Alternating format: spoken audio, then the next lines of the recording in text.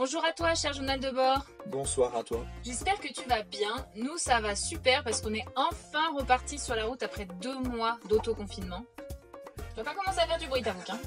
Ça va le faire. Alors, il n'y avait pas à proprement parler de confinement en Géorgie. Il y avait un couvre-feu et les grandes villes étaient en quarantaine, ainsi que certaines municipalités touchées par le coronavirus. À la campagne, nous, on était à Nanouri, on nous laissait tranquilles tout simplement parce que tout le monde respectait les limites sociales, donc c'est-à-dire pas trop s'approcher des gens.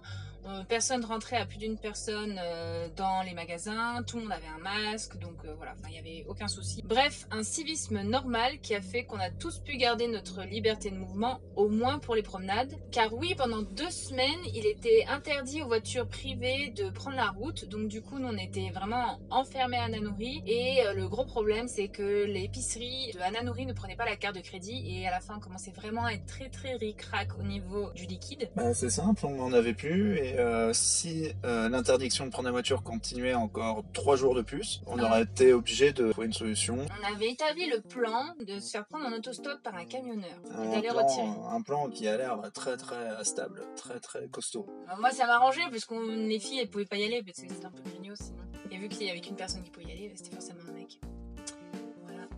Pendant 2 mois, on avait vraiment l'impression de vivre constamment dans l'émission 30 millions d'amis avec des chiots qui ont fini par s'imposer sur le palier de la maison. Nos seules expériences aventurières furent quand Nicolas essaya de trouver le frisbee de l'amoureuse de Tavouk dans un torrent bien glacé.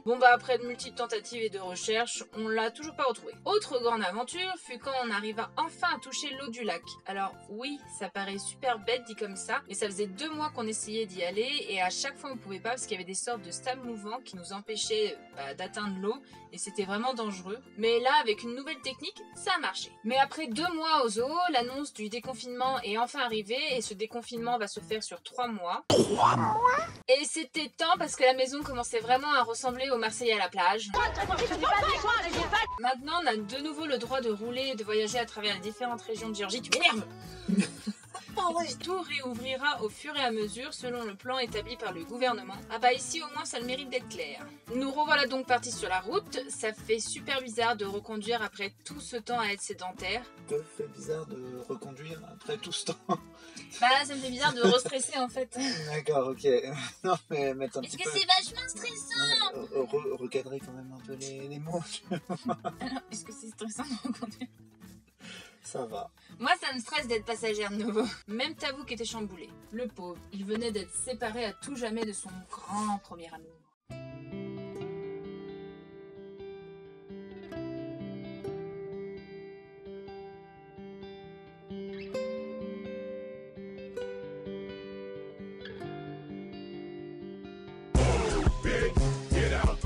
Depuis le parc Vachlovani, on a vraiment trop pris la confiance et on décide d'aller se perdre dans les chemins boueux et caillouteux de la montagne, à quelques kilomètres de la frontière russe. Russie que nous ne verrons jamais en 2020, car nos visas vont périmer avant la réouverture des frontières. Nous débarquons sur un spot magnifique avec une source en prime. Sauf que ce n'est pas de l'eau de source normale, c'est de l'eau ferrugineuse. Alors quand tu lis la description de cette eau sur Wikipédia, c'est assez drôle. En fait, c'est une eau qui est utilisée entre autres pour prévenir l'alcoolisme, car elle rapporterait le fer qui vient habituellement d'une consommation régulière d'alcool ayant pour effet d'augmenter la teneur de fer dans le sang. Et c'est drôle de découvrir ce type d'eau dans ce pays car les Géorgiens ont clairement une levée de coude assez dingue. L'alcool non, mais l'eau ferrugineuse, oui.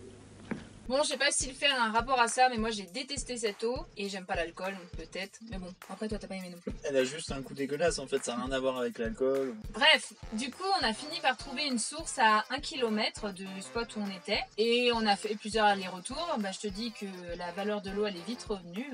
L'endroit où l'on se... Tu veux que je la dise pour toi? Non. L'endroit où on le... Ouais, vas-y, dis la phrase. Bon, j'arrive pas à parler. L'endroit où l'on se situe est vraiment splendide. Il y a de multitudes de ruines, la neige, les dénivelés, bref, cette nature est... belle à en crever un pneu.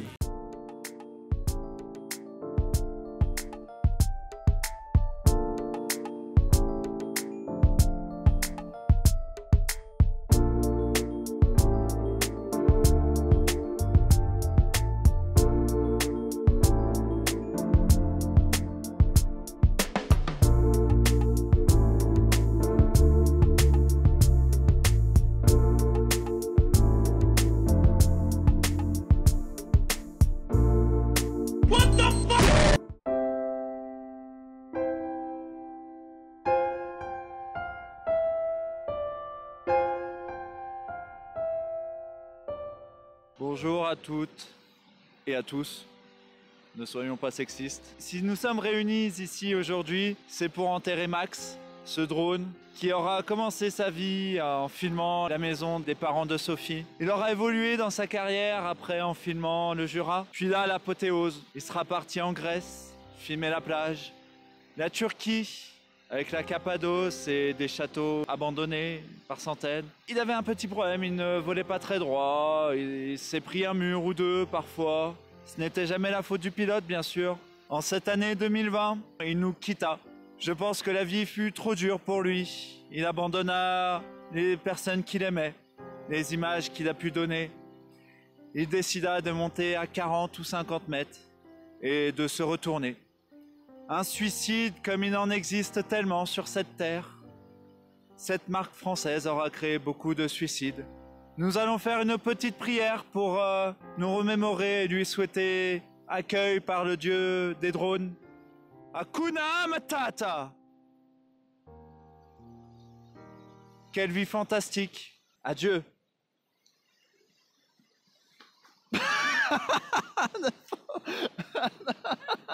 Alors, vous voulez savoir comment le drone est mort? Alors simplement comme d'habitude, je pose sur un endroit plat, je branche, je fais décoller, je le fais monter parce que je voulais filmer une cascade, donc magnifique plan, donc il devait être à, je sais pas, 50 mètres d'altitude, et moi je regarde l'écran sur le téléphone et là, Sophie d'un coup je l'entends, et c'est vrai que, si t'as fait, et c'est vrai que en fait sur l'image aussi j'ai pas compris.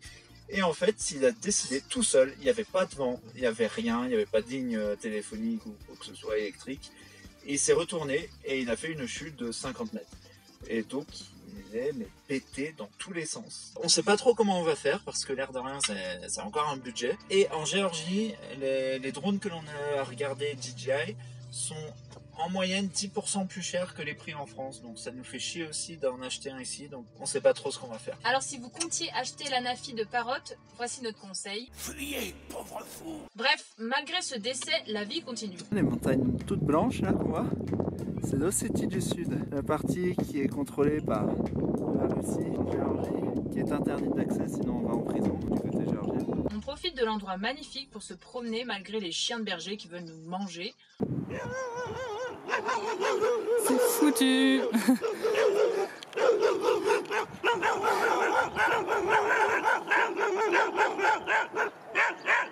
Bon, pour le coup, on a eu de la chance car les deux chiens de berger adultes avaient compris que l'on ne représentait aucune menace, donc ils nous laissaient tranquilles. Mais les deux petits chiots en formation berger étaient vraiment féroces. Ah bah il a fallu apprendre à se défendre, hein. D'abord, je lui ferai yaha, et ensuite yaha, et puis après je lui ferai yorou et yaha, et puis je lui donnerai un coup de pied. Mais les chiens, c'est vraiment un sacré problème en Géorgie. Un autre exemple, quand on est parti dans la montagne, il y a un énorme chien de propriétaire qui est arrivé sur nous en mode je vais vous bouffer, et il avait cassé sa chaîne. Super rassurant. Ah bah on n'a pas rigolé, hein, mais il s'avérait que Nicolas était le mâle alpha de la bande, donc c'est passé. Mais bon, c'est le prix à payer pour déjeuner tous les matins en compagnie des moutons. Après 5 jours sur place, on décide enfin de se bouger car la neige menaçait d'arriver. Et bien sûr, vu qu'on est très masochiste, on a décidé de prendre la route pour aller encore plus loin.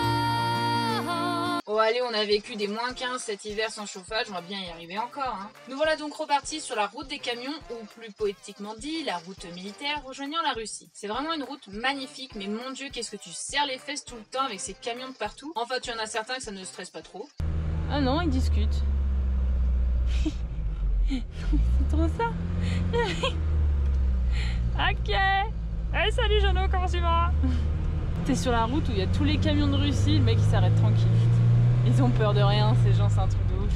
Bref, nous on a suivi au maximum le camion bélier pour se frayer un chemin, notamment dans les virages. Au moment où l'on te parle, on se situe au monument de l'amitié russo-géorgienne. C'est un endroit incroyable. Déjà que le monument construit en 1983 est gigantissime, tu vas me dire comme tous les monuments russes, mais en plus la vue est magnifique. Alors même si on n'avait plus d'eau du tout et que l'on était obligé d'appliquer la méthode de la bassine sous la pluie, on est resté car c'était trop incroyable pour être survolé. En tout cas, vu le lieu, on regrette déjà la mort de notre drone. Bon, comme tu l'auras vu, cher journal de bord, cette semaine il s'est pas passé grand chose, tout simplement parce qu'il a plu toute la semaine. Bref, on reprend la vie nomade tout doucement. On n'est pas pressé, de toute façon on est encore enfermé en Géorgie pour au moins 2 mois, donc Il y a le temps. Par contre, la Géorgie compte ouvrir ses frontières le 1er juillet aux touristes. Donc si vous avez l'intention de voyager, de visiter un pays, vous êtes bienvenus en Géorgie. Et si vous avez décidé de venir, dites-nous parce qu'on a une petite liste de courses. On paye, hein. Il y a, Du pâté. peut-être un drone aussi. Et 2-3 trucs pour le véhicule. Donc si vous comptez venir, dites-nous, hein, c'est intéressant pour nous. Bref, à force de nous voir en Géorgie, vous allez vraiment finir par connaître ce pays par cœur. Ou quittez la chaîne. Vous quittez la chaîne. Décidez. Personne nous aime. Bon, pas de chance, la caméra était pleine à 2 minutes de la fin. C'est la première fois qu'on filme en 4K, vous avez remarqué la qualité est meilleure. Par contre, le son est dégueulasse parce qu'en fait, on a fait une mauvaise manip. Mais là, vous avez vu, il est meilleur normalement. Tout le monde s'en fout. On tenait vraiment à vous remercier pour tous les commentaires qu'on a reçus la semaine dernière. Ça nous a vraiment étonnés. Dites-nous si le dimanche matin pour la vidéo, ça vous va. Nous, pour l'instant, on sait pas trop. Dans tous les cas, on vous dit à dimanche prochain. Tchou! Bye. C'est vraiment le bordel. Quand on a enregistré, c'était tout beau. Et là, on est en train de travailler. On a un peu caché les preuves. Oh, il en reste pas.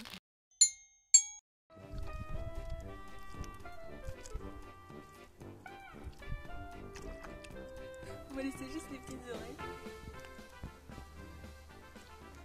Pauvre toutou.